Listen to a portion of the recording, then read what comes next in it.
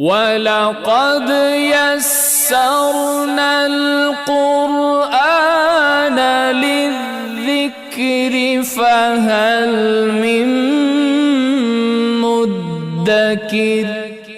مجبور آدمی کتنا آرام کھا سکتا ہے؟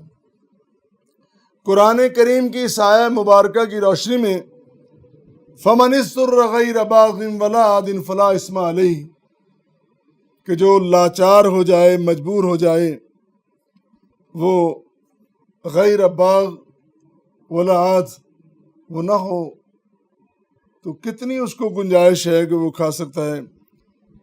اس کے بارے میں جب اضطراری حالت آ جائے، جب انسان موت و حیات کی کشمکش میں ہو، اس کو حلال مل نہیں رہا، پھر حرام کھانے کی گنجائش قرآن کریم میں بیان کر دی گئی۔ یہ کتنا کھائے؟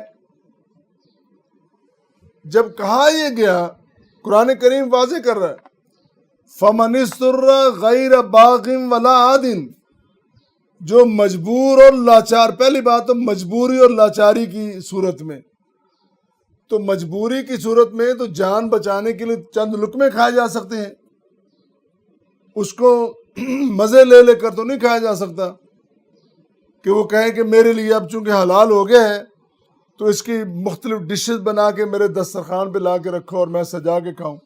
یہ نہیں ہے۔ اور باغی اور سرکش نہ ہو، اس کا مطلب یہ ہے کہ ایک انسان اللہ کا باغی نہ ہو، شریعت کا یہ جو گنجائش رکھی گئی صرف مومنوں کے لیے، مسلمانوں کے لیے ہے۔ جو پہلے ہی سرکش ہے، جو پہلے ہی باغی ہے، جو قرآن کو مانتا ہی نہیں، حدیث مصطفیٰ کو نہیں مانتا، اس کے لیے قدغن کیسا، اس کے لیے کیسے مسائل ہیں۔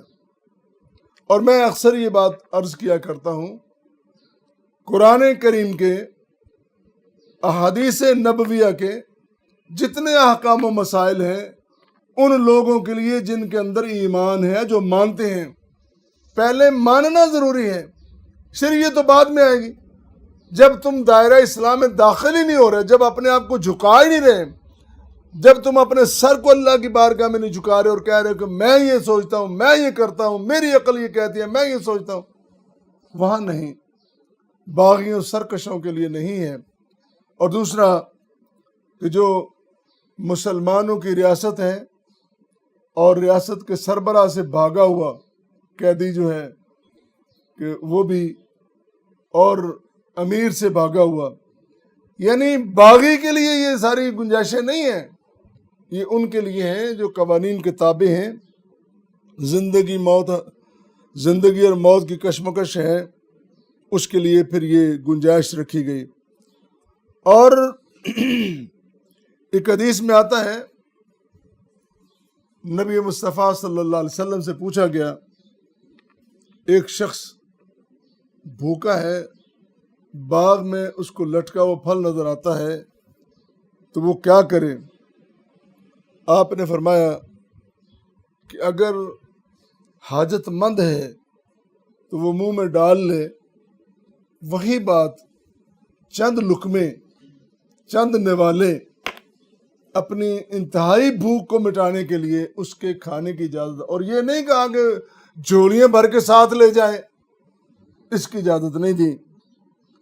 اور اس کے بارے میں امام شافعی رحمہ اللہ نے یہ فرمایا کہ اتنا صرف کھائے کہ جان بچ جائے، امام شافعی کا قول ہے۔ اور امام ابو حنیفہ رحمۃ اللہ علیہ وہ بھی یہی فرماتے ہیں کہ صرف اتنا کھایا جائے کہ جس سے جان بچ جائے۔ لیکن امام مالک کا قول ذرا مختلف ہے، ائمہ ہیں، ان کی اپنی اپنی رائے ہے۔ امام مالک کا قول یہ ہے کہ وہ انسان جان بچائے لیکن پیٹ بھر کے کھا سکتا ہے، کھانے جو لگا چند لقمے کیا وہ زیادہ بھی کھا لیے، ان کی رائے ہے۔ تو میں بڑی دیانتداری سے یہ بات عرض کروں گا، ائمہ کرام سارے کے سارے ہمارے لیے قابل احترام ہیں، ان سب کی آراء انہوں نے بڑے انتہائی خلوص کے ساتھ اپنی محنت کر کے انہوں نے اپنی آراء کا اظہار کیا ہے۔ لیکن اگر ان کی آراء میں اختلاف ہو اور ہم سمجھیں، ہم بھی اخلاص اور دیانتداری کے ساتھ سمجھیں کہ یہ جو رائے ہے فلاں امام صاحب کی حدیث کے زیادہ قریب ہے، تو ہمیں اس پہ عمل کرنا چاہیے جو امام صاحب کی رائے حدیث کے زیادہ قریب ہو۔ ہم حدیث کو جان بوجھ کر نظر انداز کریں گے تو ہم مجرم ہوں گے، ہمیں ایسا نہیں کرنا چاہیے۔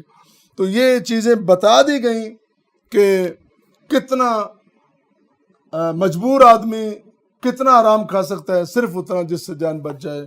فَمَنِ اضْطُرَّ غَيْرَ بَاغٍ وَلَا عَادٍ فَلَا إِثْمَ عَلَيْهِ۔